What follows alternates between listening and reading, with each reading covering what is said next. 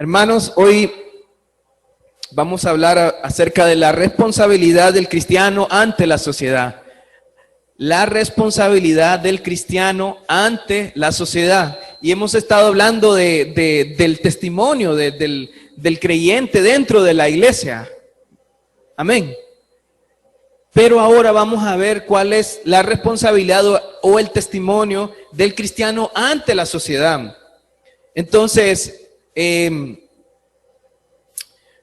los cristianos de hoy en día ignoramos mucho acerca de la palabra de Dios. Ignoramos cómo debemos actuar ante la sociedad. Muchos de nosotros reclamamos nuestros derechos, muchos de nosotros reclamamos que se nos deben respetar nuestros derechos y no sabemos cuál debe ser nuestra conducta ante la sociedad. Algunos se van ahí a las manifestaciones, algunos reclaman sus derechos, hacen huelgas, andan rayando paredes, etcétera, etcétera. Pero ¿será esa nuestra conducta ante la sociedad? ¿Será esa nuestra conducta ante el no creyente? Ahora, la palabra de Dios nos manda que nosotros debemos transformar nuestra mente, renovar nuestro entendimiento. La palabra de Dios nos llama a eso, a renovar nuestro entendimiento, a no conformarnos con este siglo, a no conformarnos con el pensamiento del mundo, sino a ser transformados por medio de la palabra. Amén. ¿Y cuántos de ustedes alguna vez no se han molestado por la injusticia? ¿Cuántos no se han molestado nunca? No, ¿verdad? ¿Cuántos no han puesto ahí en sus mensajitos, ¿dónde está el dinero? No, ¿verdad? Ni uno de ustedes. ¿Cuántos no han dicho que es injusto y ponen ahí No, ¿verdad? Ninguno de nosotros. ¿Cuántos no se alegraban de ver las pancartas allá o aquellas ¿cómo le llamamos? Aquellas mantas ahí en el puente. ¿Cuántos no alguna vez no se sintieron así como diciendo, ¿dónde está la rebaja del dinero? ¿Y será esa la conducta de un creyente? ¿Ah? Pero va a decir que usted no se alegró. En su corazón decía, sí, decía, ¿dónde está la rebaja? ¿Dónde está el dinero? Decían. Y capaz y ahí ya salía a manifestarse, ¿verdad? Pero la conducta del creyente ante la sociedad es lo que vamos a hablar hoy. Y ahora hay puntos importantes aquí. Uno, debemos entender cuál es la misión de la iglesia. La misión de la iglesia es que los no creyentes lleguen a los pies de Cristo. La misión de la iglesia es ir y hacer discípulos, es compartir el evangelio, es testificar de Cristo. Y su conducta es muy importante para eso. Entonces, vamos a hablar sobre esto. Tito, capítulo 3, versículos del 1 al 8. ¿Todos lo tienen, hermanos? Ok, vamos a ver, dice. Tito 3, versículos del 1 al 8, dice, recuérdales que se sujeten a los gobernantes y autoridades, que obedezcan, que estén dispuestos a toda buena obra, que a nadie difamen, que no sean pendencieros, sino amables, mostrando toda mansedumbre para con todos los hombres. Porque nosotros también éramos en otro tiempo insensatos, rebeldes, extraviados, esclavos de concupiscencias y deleites diversos, viviendo en malicia y envidia, aborrecibles y aborreciéndonos unos a otros. Pero cuando se manifestó la bondad de Dios nuestro Salvador y su amor para con los hombres, nos salvó no por obras de justicia que nosotros hubiéramos hecho, sino por su misericordia, por el lavamiento de la regeneración y por la renovación en el Espíritu Santo, el cual derramó en nosotros abundantemente por Jesucristo nuestro Salvador, para que justificados por su gracia viniésemos a ser herederos conforme a la esperanza de la vida eterna. Palabra fiel es esta. Y en estas cosas quiero que insistas con firmeza para que los que creen en Dios procuren ocuparse en buenas obras. Estas cosas son buenas y útiles a los hombres. Amén. Hay 4 cosas que vamos a aprender hoy. Número 1 es recordar nuestros deberes ante la sociedad como cristianos. Recordar nuestros deberes ante la sociedad como cristianos. Número 2 es recordar nuestra condición anterior de pecado e incredulidad. Número 3, recordar nuestra salvación por medio de Jesucristo. Y número 4, recordar nuestra misión. ¿Cuál es nuestra misión? Nuestra misión con los incrédulos y perdidos. Amén. Entonces, recordar cuáles son nuestros deberes, recordar fue nuestra condición anterior, recordar cuál es nuestra salvación, cómo ha sido nuestra salvación, y recordar también nuestra misión ante los incrédulos. Entonces, vamos a recordar primero, vamos a ver el punto número 1, que es recordar nuestros deberes ante la sociedad. Y en los versículos 1-2 dice: recuérdales que se sujeten a los gobernantes y autoridades, que obedezcan, que estén dispuestos a toda buena obra, que a nadie difamen, que no sean pendencieros, sino amables, mostrando toda mansedumbre para con todos los hombres. Entonces, ¿qué debe recordar Tito a los creyentes en Creta? Debe recordar que se deben sujetar a los creyentes, a los gobernantes y autoridades, que obedezcan, que estén dispuestos a toda buena obra, que a nadie difamen, que no sean pendencieros, sino amables, y mostrando toda mansedumbre para con todos los hombres. Son 7 cosas que Pablo le decía a Tito que debía recordar a los cretenses. 7 cosas. Ahora, ¿por qué debe recordarle estas cosas? ¿O por qué debe recordarle esto? Porque muy seguramente ellos estaban teniendo un mal testimonio ante la sociedad. Muy seguramente estos hombres eran personas que no se sujetaban a las autoridades, a los gobernantes, que no estaban siendo obedientes a las leyes, que no estaban ocupándose en lo que Dios les mandaba, que estaban hablando mal contra los gobernantes y autoridades, que estaban peleándose y que no eran amables ni mansos. Entonces, solo para que tengamos una idea de cómo eran los cretenses, en Tito 1:12 dice, uno de ellos, su propio profeta dijo: los cretenses siempre mentirosos, malas bestias, glotones, ociosos. Entonces eran conocidos por mentirosos los cretenses, eran llevados por sus deseos, cuando dice que eran malas bestias, llevados por sus deseos. No les gustaba trabajar, cuando dice que eran glotones y ociosos. No les gustaba trabajar, pero también les gustaba comer. Entonces, este es el contexto o la forma de cómo eran los cretenses. Y además de esto, era que no se sujetaban a las autoridades, no eran obedientes, no estaban ocupados en lo que debían estar y hablaban mal. Entonces, ¿cuál es la necesidad? ¿O qué debemos recordar? Pablo le decía a Tito: recuérdales cuáles son sus deberes. Y esto de recordarles, esta palabra tiene que ver con amonestarles, y tiene que haber, es un verbo que está en imperativo, algo que Tito tenía que hacer porque Pablo se lo estaba mandando, de amonestarles, porque estaba ocurriendo esto en la isla de Creta.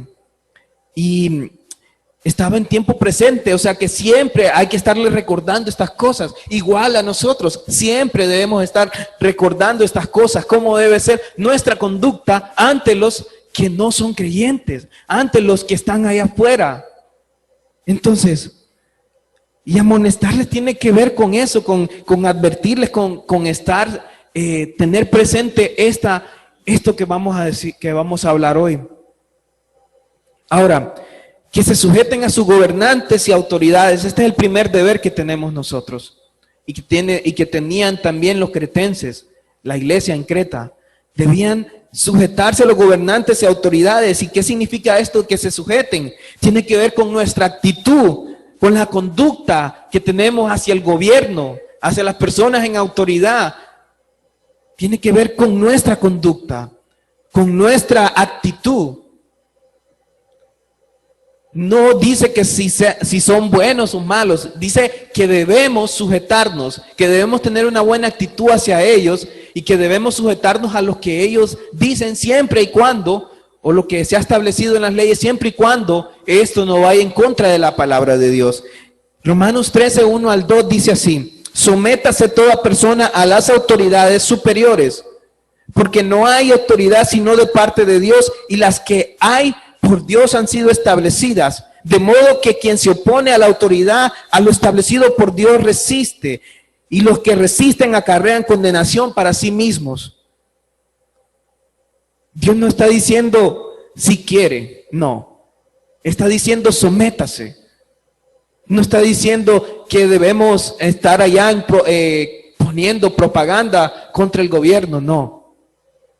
Dice sométase a las leyes, no dice que debemos estarnos manifestando. Esa no es la conducta. Nuestro deber como cristianos es sujetarnos a nuestros gobernantes y autoridades. Nosotros tenemos un testimonio que dar ante la sociedad. Usted es un creyente, un hijo de Dios, y debe comportarse como tal. Debe vivir para Dios. Amén.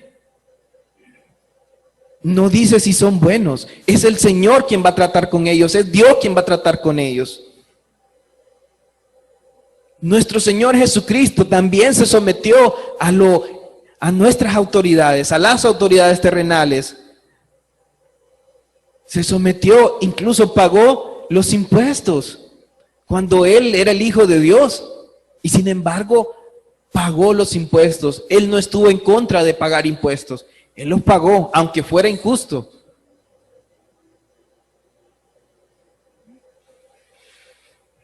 La segunda es que obedezcan. ¿Y qué significa que obedezcan? Los cristianos deben obedecer a las autoridades humanas, deben obedecer.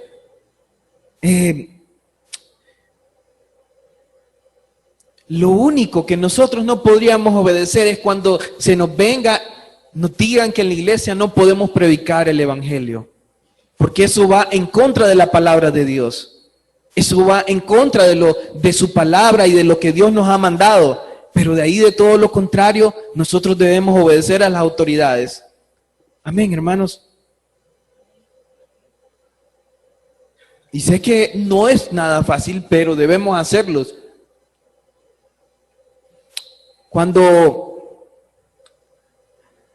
a Pedro y a Juan les prohibieron que predicaran el evangelio, que hablaran de Jesucristo, ellos dijeron: juzgad si es justo delante de Dios obedecer a vosotros antes que a Dios, porque no podemos dejar de decir lo que hemos visto y oído. Ellos entendían que lo primero era Dios, pero usted tiene una responsabilidad ante la sociedad y ante los no creyentes y ante Dios principalmente, de obedecer las autoridades porque Dios las ha establecido. Tercer deber, que estén dispuestos a toda buena obra. Y significa que el cristiano tiene que estar dispuesto, preparado, listo, con voluntad y de forma sincera, a hacer toda buena obra a toda aquella persona que está a su alrededor, a toda aquella persona que necesite. Amén. A todos aquellos, aún al vecino que no nos cae bien. Sí. Aún aquellos que no estén, que no nos caigan bien, que tal vez tuvimos un roce con él, aún a ellos hay que estar dispuestos a hacer lo bueno con ellos, a ayudarles en toda buena obra. Contrario a los falsos maestros que dice, profesan conocer a Dios, pero con los hechos lo niegan, siendo abominables y rebeldes, reprobados en cuanto a toda buena obra. Los falsos maestros son reprobados en toda buena obra. Tito 1:16. Pero Gálatas 6:10 nos manda, dice, así que según tengamos oportunidad, hagamos bien a todos y mayormente a los de la familia de la fe.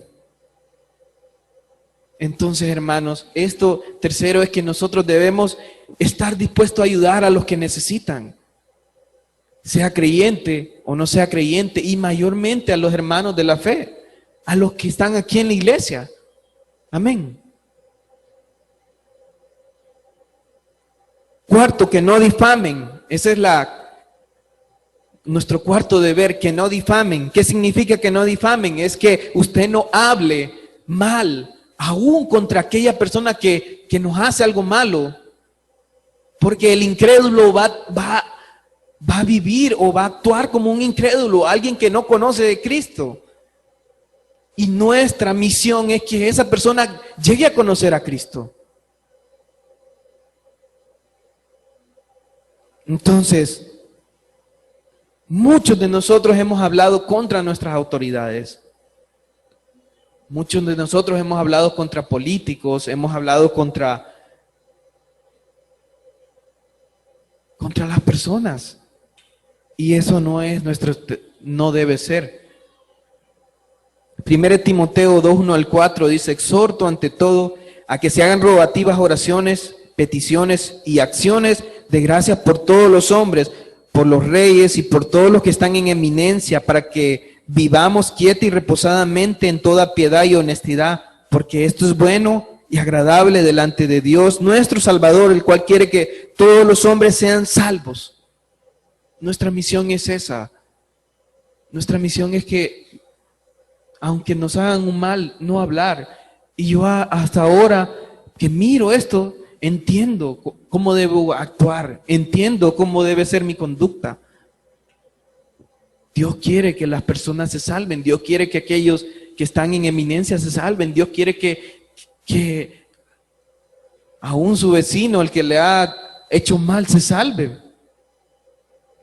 Que no sean pendencieros. 5. Quinto, nuestro deber número 5. Pendencieros es que no estén peleando, sino debemos mostrarnos amistosos, pacíficos, no debemos ser contenciosos. Usted no debe tener una actitud de siempre estar peleando ni con sus hermanos, ni con los de afuera, ni con nadie, sino que usted debe mostrar que tiene a Cristo en su corazón, amistosos y pacíficos hacia los perdidos, aún los que nos han hecho algún mal. Y es fácil enojarnos contra los que nos han hecho algún mal. Es fácil cuando queremos reclamar nuestros derechos, es fácil enojarnos contra las personas. Yo no he dicho que esto va a ser fácil, esto es depender del Señor. Ahora que lo sabemos, debemos depender del Señor. Debemos dejar que la luz de Cristo brille a través de nosotros. Imagínense si Dios amó tanto al mundo que ha dado a su Hijo unigénito para que todo aquel que en Él cree no se pierda, mas tenga vida eterna. ¿Quiénes somos nosotros para estorbar la obra de Dios? ¿Quiénes somos nosotros para estorbar la obra? Dios tal vez está actuando en esa persona que a usted le cae mal. Dios está tal vez trabajando en esa vida.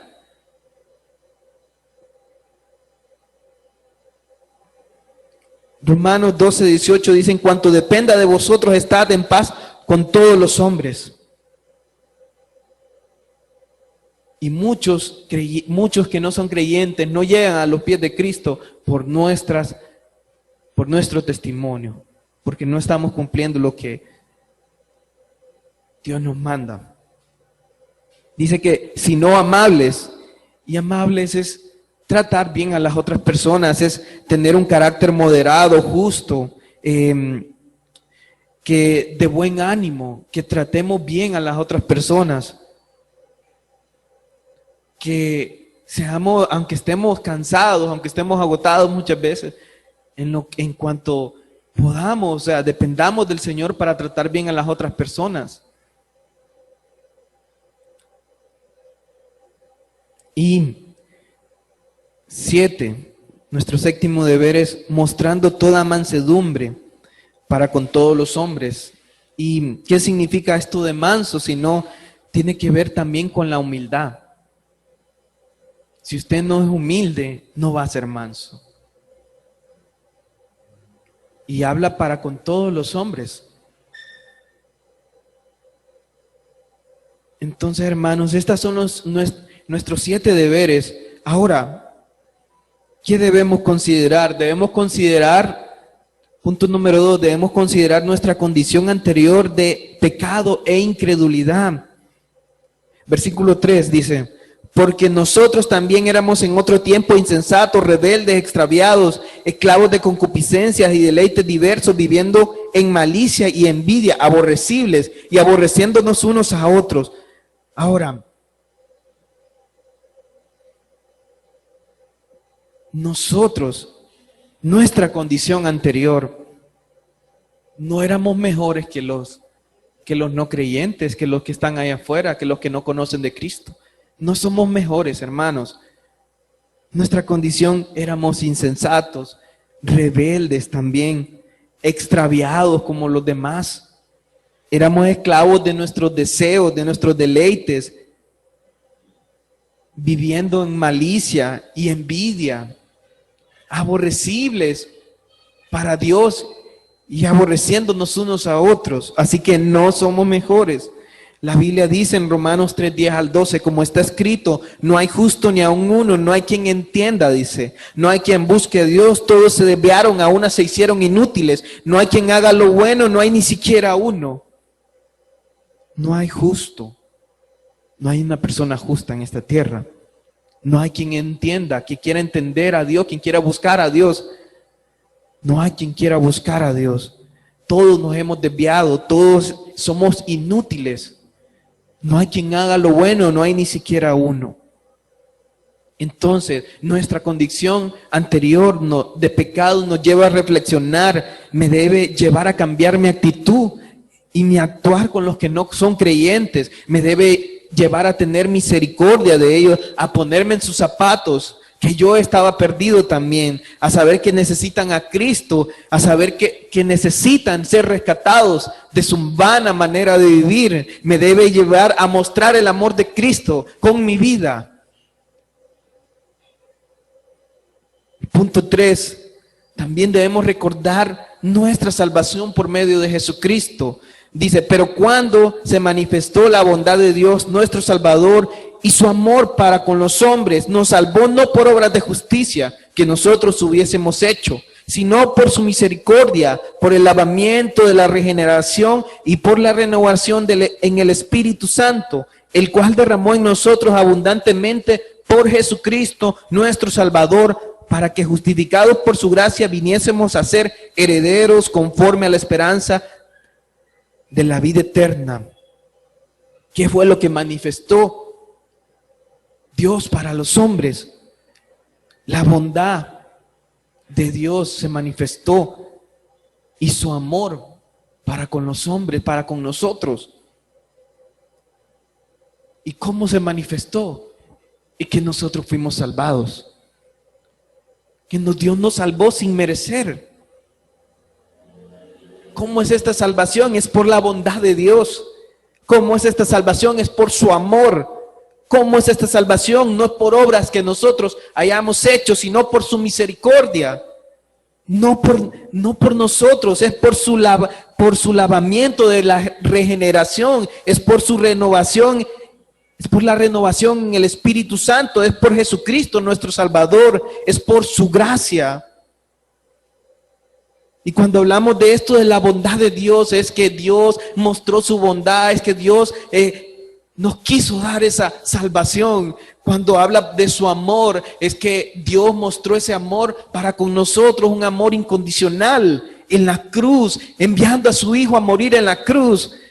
No por obras de justicia, no que usted haya hecho algo bueno para salvarse. No era mejor que los demás.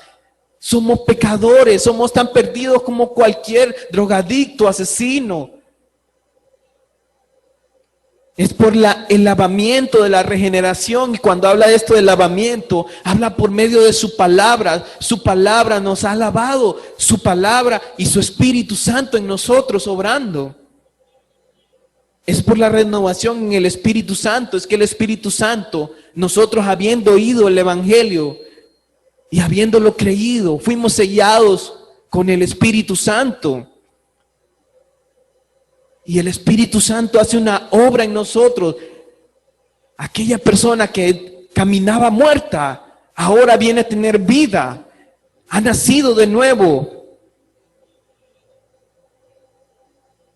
Es por Jesucristo nuestro Salvador, por nuestro Señor que fue a la cruz y murió por nuestros pecados. Es por aquel que era justo y nosotros injustos. Es por su gracia, porque no hay nada que nosotros podamos hacer para salvarnos.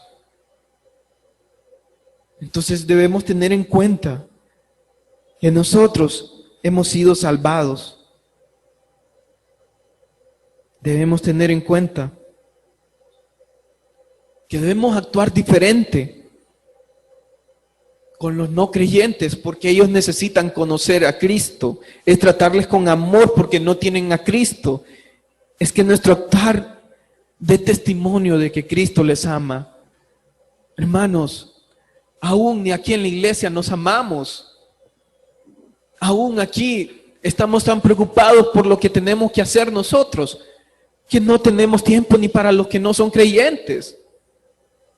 Están preocupados, afanados por miles de cosas, y el Señor es el que nos provee todas las cosas.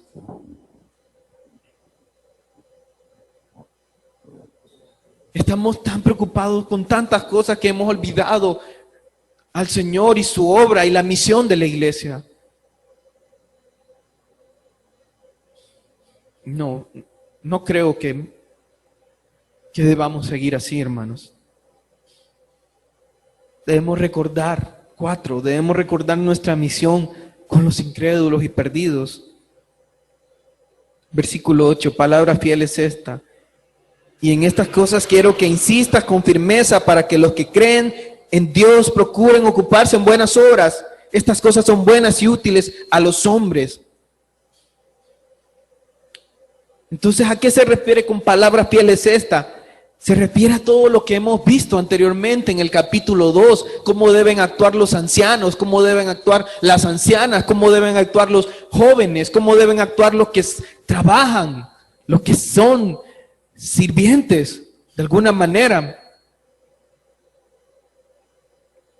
También cómo debemos actuar nosotros, cómo debe ser nuestro testimonio.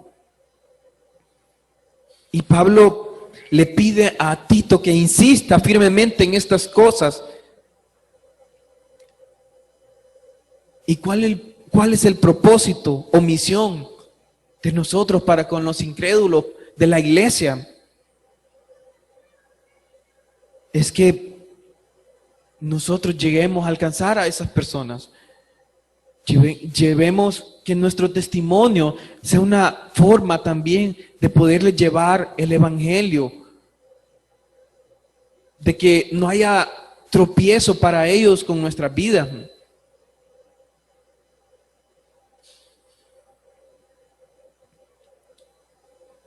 Y para concluir,